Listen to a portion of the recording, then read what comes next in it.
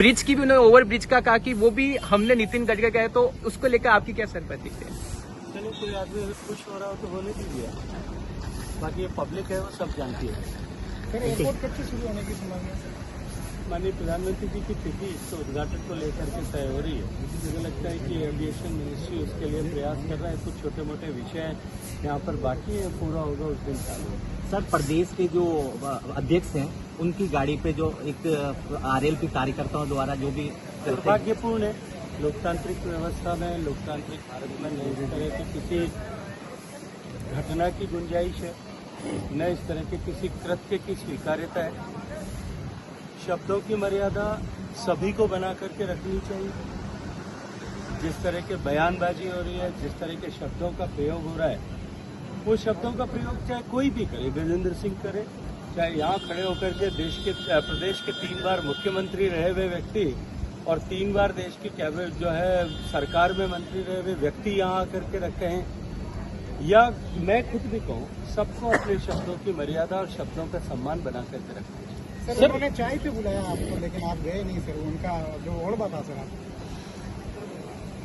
देखिए, जब चाय पे बुलाने की जरूरत थी, जब वो राजस्थान के मुख्यमंत्री थे, राजस्थान को जल जीवन मिशन में सबसे ज्यादा संसाधन दिए गए, उस समय में चाय पे बुला करके बात करने की, चर्चा करने का विषय था, चर्चा करने की आवश्यकता भी थी। लेकिन तब तिथियों पर तिथियां तय करने के बाद में भी वो निरंतर भागते रहे। चाय पे बुलाने के बजाय कहीं और मुझे भेजने की कोशिश करते रहे, लेकिन नाकामयाब हुए। उसकी खिसियाट अभी भी शायद बाकी है। सर, हाल में आप जम्मू कश्मीर के दौरे पर रहे, पूर्व सरकार में और अब की सरकार में जम्मू कश्मीर में क्या हालात और क्या रहा है? जम्मू कश्मीर पूरे तरह से परिवर्तित हो गया है। आपने कभी नीम की पत्ती खाई? अगर नीम की पत्ती खाएंगे वो कैसी है, ये आप जो है शब्दों में बयान नहीं कर सकते। इसलिए कश्मीर को बदले हुए रूप को समझना, एक बार वहाँ जाकर के देखिए। कश्मीर पूरी तरह से बदल गया है, टूरिस्ट से अटा हुआ है, कहीं जगह नहीं है।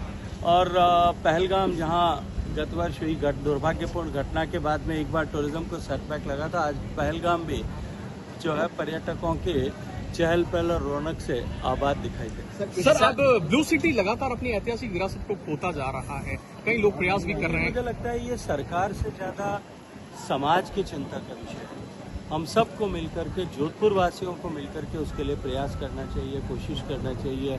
अपनी सिटी की सैंक्टिटी बची रहे, इसकी शुचिता बनी रहे, इस पर जोधपुर के हम नागरिकों को काम करना चाहिए। और मुझे लगता है कि इसमें जनप्रतिनिधियों को भी जो है लोगों को अवेयर करने की आवश्यकता है, और आप मीडिया के साथियों को भी उसमें प्रश्न करने के बजाय इस पर जो है लोग किस तरह से जागरूक होकर के साथ जुटे, इसके लिए मुहिम चलानी चाहिए। सर, जोधपुर में सर जल संघ पर्यटक आ रहे हैं, अच्छा पर्यटन बढ़ रहा है, क्या क्योंकि जिस तरह से इंफ्रास्ट्रक्चर की ग्रोथ हुई, आप एयरपोर्ट पर देखिए कितने जो है सैलानी जोधपुर में आ रहे हैं। जिस तरह से इंफ्रास्ट्रक्चर की ग्रोथ हुई है, हवाई जहाज की जो है फेरे बढ़े हैं, नई रेल नेटवर्क बढ़ा है, रोड जो नेटवर्क स्ट्रेंथन हुआ है, और भारत की इकोनॉमी जिस तरह से गति के साथ बढ़ रही है, सब सर, मोदी सरकार के